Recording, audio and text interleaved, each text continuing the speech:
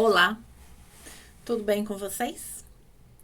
Então, hoje estou lançando aqui nosso primeiro vídeo. Esse vídeo faz parte de um grupo chamado Conversas de Sabedoria, que é um grupo que eu idealizei de mulheres para percorrermos juntas essa fase da menopausa, tá bom? Quem tiver interessado em participar, entrar no grupo, o link vai estar na descrição abaixo. Esse grupo é direcionado, este vídeo é direcionado ao grupo. Então, eu estava pensando por onde a gente começar, e a melhor forma que eu acho, que eu encontrei, da gente começar a nossa caminhada de conhecimento, de autoconhecimento, é entender um pouquinho da história da mulher nesse percurso. Só um pouquinho. Então, do que se sabe, né, dos povos originários, dos povos ancestrais, masculino e feminino viviam em harmonia, em equilíbrio, trazendo uma convivência equilibrada, né, ao planeta, à sociedade da época. A grande prova disso está em todos os mitos, todas as questões mitológicas, simbólicas, todos os arquétipos, tudo fala de um perfeito equilíbrio, né, entre masculino e feminino. Aí o céu e a terra, né, tudo é perfeito. Então, todas as decisões tomadas eram tomadas entre masculino e feminino. Então, o homem tinha a questão, o masculino traz a questão, né, dele, da organização, da saída da produção, e a mulher da comunicação, do acolhimento. Então, todas as decisões, por exemplo, de uma tribo, seja ela, estou falando de povos ancestrais, tá? Então, todas as decisões de uma tribo, de uma sociedade, de uma comunidade, eram tomadas em conjunto masculino e feminino. Com o decorrer das situações, esse masculino começou a querer, vamos dizer assim, vou entrar em detalhes, né, a deter esse poder.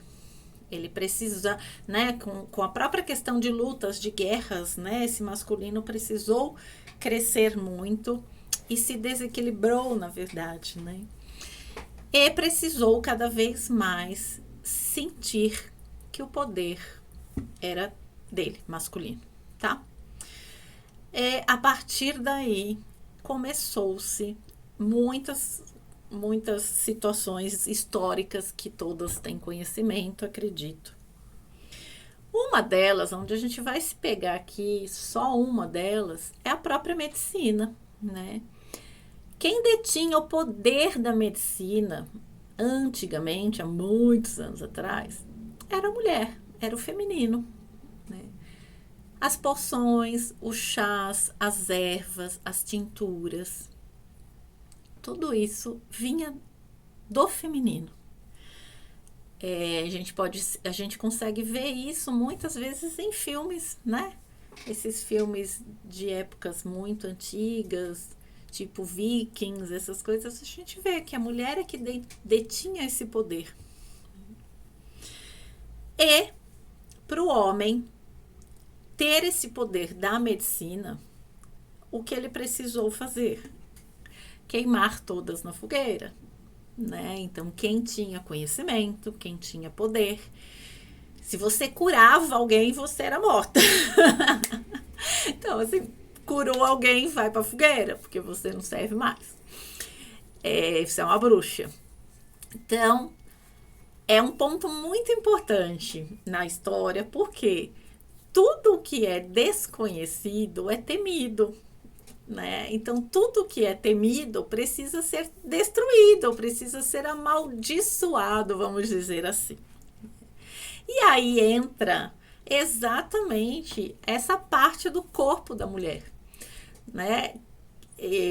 O que imagina milhões de anos atrás, o que é aquela mulher sangrando, né? O que é aquilo, né? O que é? E de repente essa mulher para de sangrar. Assim, que ser é esse? É um ser desconhecido, né? Portanto, é um ser que precisa ser amaldiçoado, né? Que precisa ser deixado de lado. Tem uma configuração que eu gosto muito, muito, muito, que é a relação com a lua escura, né? A lua, aliás, né? Tenho ela em mim. A lua escura, os povos antigos tinham muito medo quando o céu escurecia. E é daí que muitas coisas são colocadas como essa lua escura, porque elas são desconhecidas. A menopausa, ela está relacionada à lua escura, porque não se entende ela, né? Então, tudo que é relacionado à lua escura é desconhecido e é temido.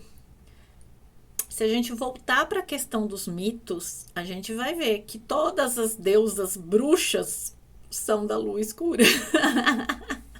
Porque são temidas, eles têm medo dela. E se a gente for avaliar bem legal essas deusas da lua escura, são mulheres que não abriram mão do poder delas, do poder feminino. Isso foi um parênteses, tá? Daqui a pouco eu volto. Vamos voltar lá para a medicina. Então, a mulher, ela detinha esse poder da medicina. E o homem, para se apoderar da medicina, precisou queimar várias mulheres. Inclusive, a própria história da ginecologia feminina é uma história bem triste, né? Porque o corpo da mulher nunca foi compreendido e foi usado de uma forma muito abusiva, muito agressiva nessa descoberta. Isso existem relatos, né, de escravas sendo abertas a sangue frio, gritando de dor, porque na verdade primeiro o homem queria encontrar aonde estava o pênis na mulher. Isso é sério, gente. E entender por que não existia, aonde foi parar o pênis da mulher, aonde foi, o que corpo que é aquele. E foram assim de muita tortura, né? E até hoje, isso é uma visão bem pessoal minha, eu acredito, eu não consigo imaginar um homem, com todo respeito, tá, gente? Mas eu não consigo imaginar um homem falando do corpo de uma mulher. Estou falando em termos médicos. Porque toda a sensação que a gente tem nem sempre está escrita num livro, nem sempre está descrita naquilo, né? E foram situações criadas por homens. Então a gente não pode deixar de olhar esse ponto de vista de uma medicina europeia, de uma medicina masculina, querendo dizer, falar coisas de um corpo feminino, que nunca teve a sensação que uma mulher teve, que uma mulher tem. As medicinas ancestrais, elas tratam já essa questão, já não, né? Elas tratavam a questão da mulher de uma forma muito diferente. Nas medicinas ancestrais, por exemplo, na Ayurveda, na medicina chinesa, não existe essa coisa de velhice, de não mais função, né? Não tem essa coisa de corticoides, tomar coisas, Q10, passar coisa. Não tem isso, não existe isso. Porque o processo de vida é olhado de uma forma natural e respeitado dentro do processo de vida, né? Nós nascemos e nós vamos morrer. E entre um ponto e outro, existe uma linha. E esta linha, ela precisa ser percorrida da forma mais feliz possível, né? Então, isso eu estou falando das medicinas ancestrais. A medicina europeia já traz uma outra condição, onde hoje, até mesmo por não ter conhecimento e por ainda trazer uma visão de séculos atrás, de não conhecimento, de desconhecimento e de amedrontamento, onde tudo é escondido na nossa lua escura, as coisas acabam passando no sentido do que você não pode envelhecer.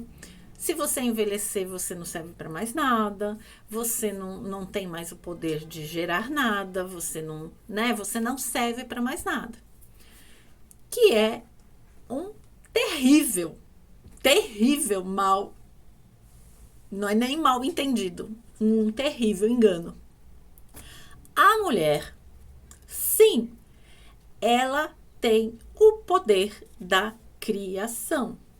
Ela tem o poder de gerar não só vida. O útero é um órgão de criação. Física, ela tem o poder de gerar vida. Porém, ela só gera vida com o masculino. Olha aí a questão do equilíbrio, tá bom? Lembra disso, gente. Antigamente, há muitos e muitos anos atrás, existia o equilíbrio. O equilíbrio até hoje é colocado pra gente e a gente não percebe. A mulher só gera com o masculino, em perfeito equilíbrio. Parênteses de novo. Então, só que a mulher, ela tem sim o poder de gerar. Então, a menopausa, ela não é o fim do poder de gerar. Ela só é a ressignificação do que ela vai gerar. Então, o que a mulher teria durante o sangramento, vamos dizer assim, o poder de gerar vida e colocar vida, agora ela tem o poder de gerar milhões de outras coisas. Só que de alguma forma voltado mais para ela e para um bem maior. Então, na verdade, voltando lá nos nossos povos ancestrais, quando a mulher parava de sangrar, ela se tornava a anciã sábia da tribo. Ou ela era uma xamã, ou ela era a mulher que detinha o conhecimento. E ela atuava para o bem maior, para o bem da comunidade, para o bem daquela sociedade, para o bem daquela tribo, para o bem das pessoas e para o bem dela. Então, ela não deixa de gerar, ela não deixa de criar, só que ela cria agora num outro propósito. Então, é um propósito muito mais grandioso.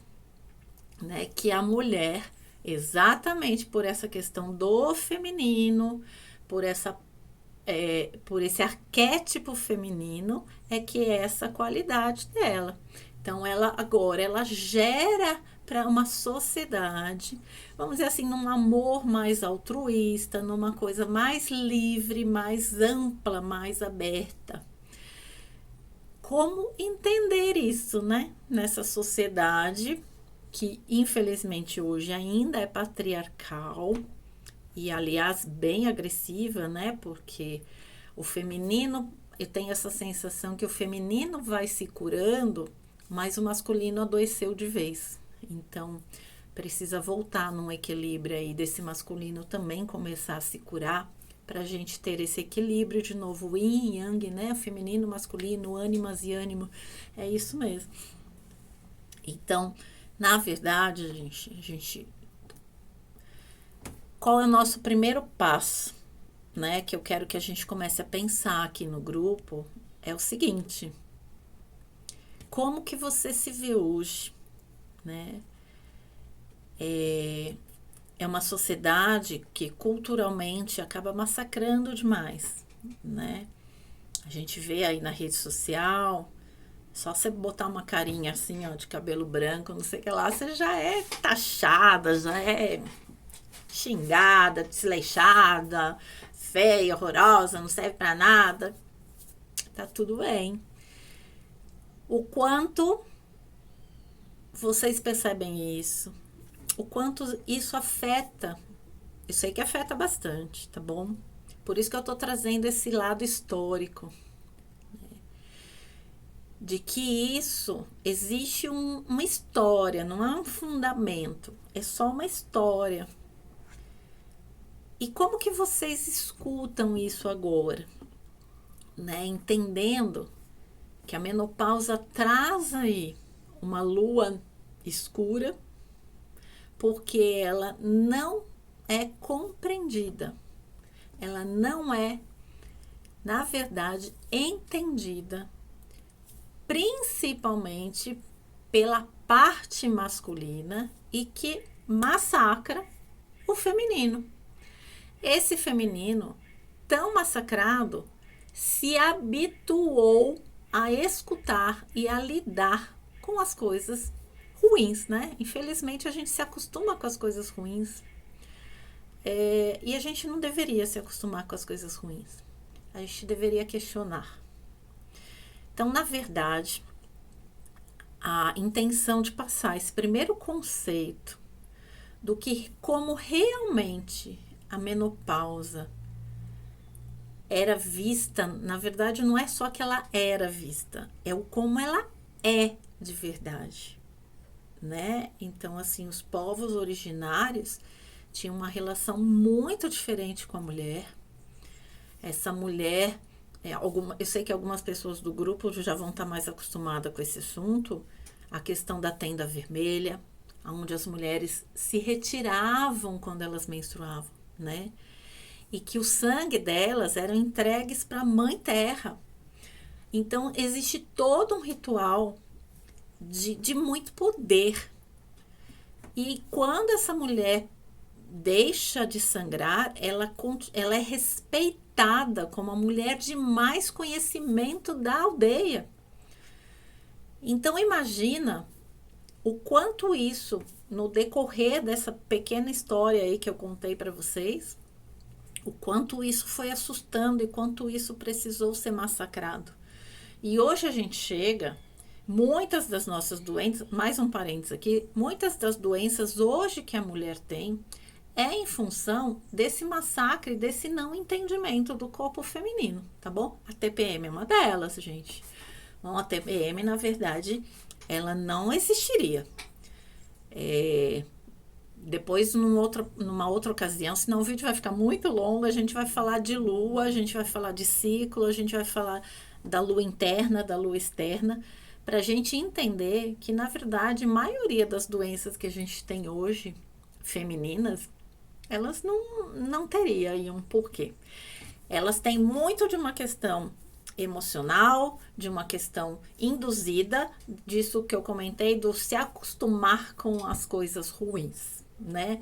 E que a gente precisa olhar o outro lado e começar a desconstruir um monte de ideias que foram colocadas na nossa cabeça e reconstruir de verdade aquilo, a relação com o nosso corpo, nós com nós mesmos, tá bom?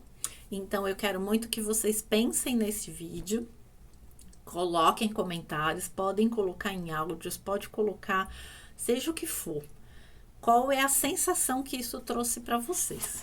Eu vou terminar com uma leitura disso que eu falei, tá bom? De um livro que eu gosto muito. O livro é Mistérios da Lua Negra. E é um livro bem interessante.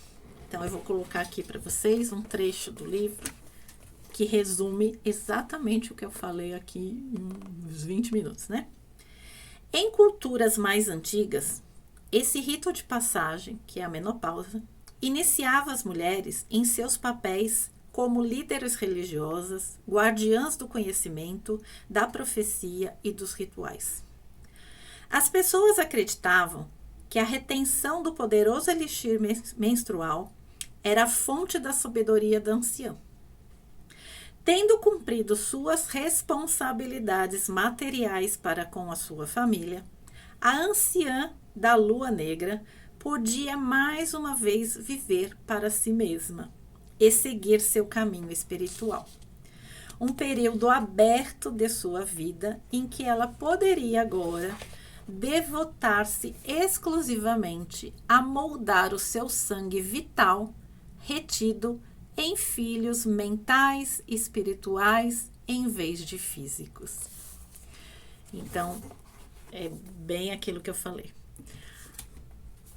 E que eu traduzo aqui de uma outra forma.